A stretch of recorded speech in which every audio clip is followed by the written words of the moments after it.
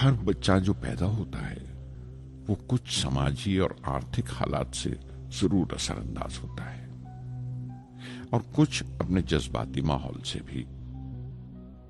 اسی طرح اس کی تربیت ہوتی ہے۔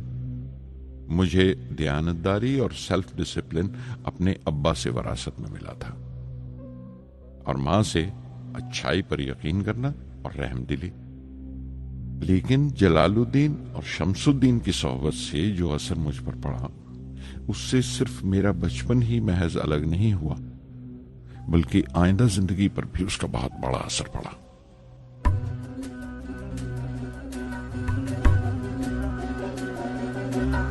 தந்தை மகற்கு ஆற்றும் நன்றி அபயத்து முந்தி இருப்பச் செயல்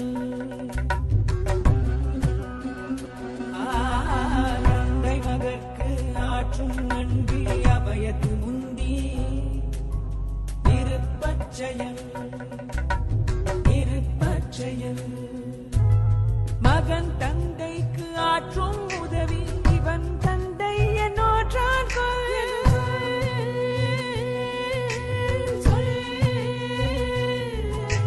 மகன் தந்தைக்கு ஆற்றும் உதவி இவன் தந்தை என்னோற்றான்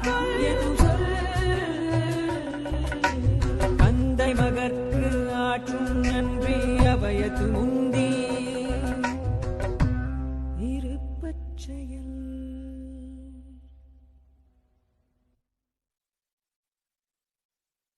پھر جنگ ختم ہو گئی اور ہندوستان کی آزادی بالکل یقینی ہو گئی۔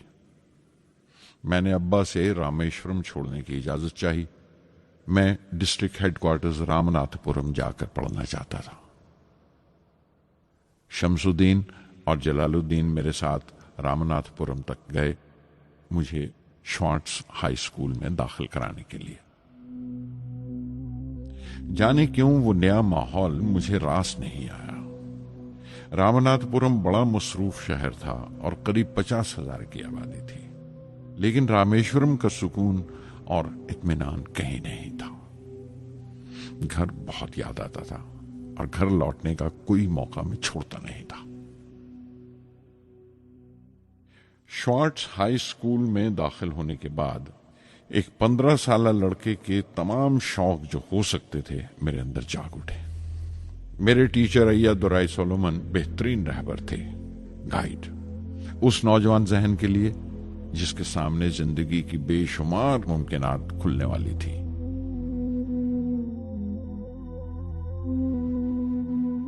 رامناتھ پورم کے اس عرصہ قیام میں ان سے میرا رشتہ استاد شاگرد یا گرو ششیہ سے بھی آگے نکل گیا۔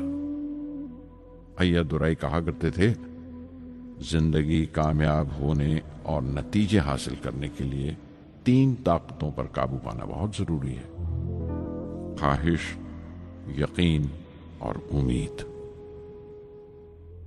ایا دورائی سولومن جو بعد میں ریورنٹ ہو گئے کہا کرتے تھے، اس سے پہلے کہ میں چاہوں کچھ ہو جائے، یہ ضروری ہے کہ میرے اندر اس کی پوری شدت سے خواہش ہو اور یقین ہو کہ وہ ہوگا۔ میں اپنی زندگی سے اگر مثال دوں تو مجھے بچپن سے ہی آسمان کے اسرار اور پرندوں کی پرواز ہمیشہ حیران کرتی تھی، فیسینیٹ کرتی تھی۔ سمندر میں کونجوں اور بگلوں کو اونچی اڑانے لگاتے دیکھتا تھا تو اڑنے کو جی کرتا تھا۔ میں ایک سادہ لوگ گاؤں ہی کا لڑکا تو تھا، لیکن مجھے یقین تھا کہ ایک دن میں ضرور ان کونجوں کی طرح بلند اڑانے لگاؤں گا، بلندی پر پرواز کروں گا۔ اور حقیقت یہ ہے کہ رامیشورم سے اڑنے والا میں پہلا لڑکا تھا۔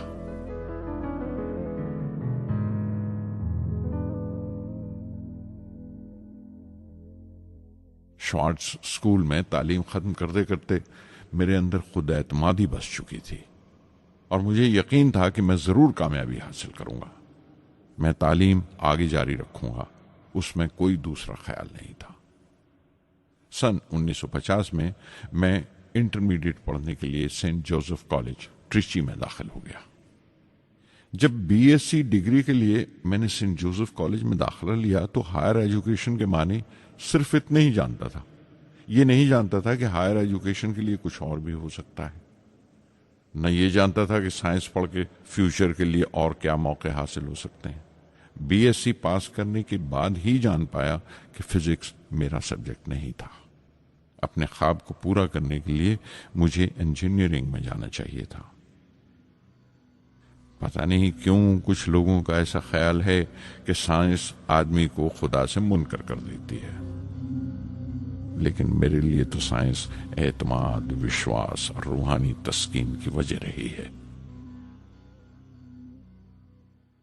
کسی طرح میں MIT یعنی مدراس انسٹیٹیوٹ آف ٹیکنالوجی کے امیدواروں کی لسٹ میں تو آ گیا، لیکن اس کا داخلہ بہت مہنگا تھا۔ کم سے کم 1000 روپے کی ضرورت تھی اور میرے ابا کے پاس اتنے روپے نہیں تھے۔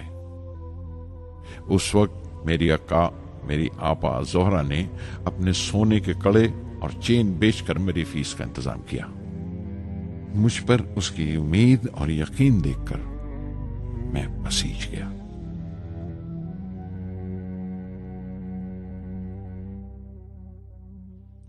MIT میں سب سے زیادہ مزہ آیا۔ وہاں 2 ہوائی جہاز رکھے دیکھ کر جو اڑان سے بری کر دیے گئے تھے، مجھے ان کی طرف ایک عجیب سا کھچاؤ محسوس ہوتا تھا، اور جب سب لڑکے ہاسٹل لوٹ جاتے تھے میں کئی گھنٹے ان کے پاس بیٹھا رہتا تھا۔ فرسٹ ایئر مکمل کرنے کے بعد جب مجھے اپنے زیادہ خصوصی مضمون چننا تھے، یعنی اپنی اسپیشل برانچ کا چناؤ کرنا تھا، تو میں نے فورن ایروناٹیکل انجینئرنگ کا چناؤ کر لیا۔ MIT کی تعلیم کے دوران مجھے 3 ٹیچرز نے بہت متاثر کیا: پروفیسر سپونڈر، professor KAV Pandalai, professor Narasinga Rao. Professor سپونڈر ٹیکنیکل ایروڈائنامکس سکھاتے تھے۔ ایروناٹیکل انجینئرنگ میں داخلے سے پہلے میں نے ان سے صلاح لی تھی۔ انہوں نے سمجھایا تھا کہ مجھے مستقبل کا فیصلہ کرنے سے پہلے مستقبل کی ممکنات کے بارے میں نہیں سوچنا چاہیے، بلکہ سوچنا چاہیے ایک اچھی بنیاد کے لیے اور اپنے رجحان اور اشتیاق کے بارے میں کہ اس میں کتنی شدت ہے، میرے ایپٹیچیوڈز اور ایسپریشن میں کتنی انٹینسٹی ہے۔ میں خود بھی ہونے والے انجینئرنگ اسٹوڈنٹس سے کہنا چاہتا ہوں کہ جب وہ اپنا اسپیشلائزیشن کا چناؤ کریں تو یہ دیکھیں کہ ان میں کتنا شوق ہے، کتنا اتساہ ہے اور لگن ہے اس شعبے میں جانے کے لیے۔ پروفیسر KAV پنڈلے نے مجھے ایرو اسٹرکچر ڈیزائن سکھایا اور اس کا تجزیہ بھی، وشلیشن، انالیسس بھی۔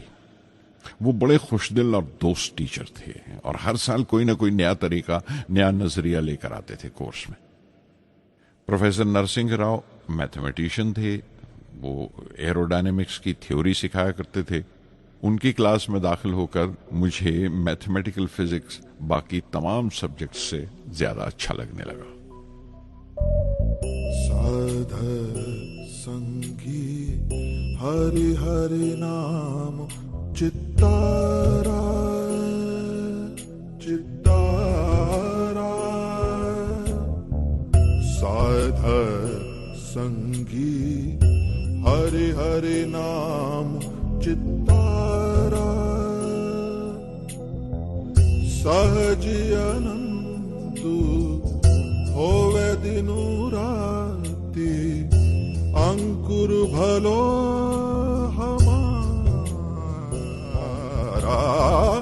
سادھ سنگی سادھ سنگی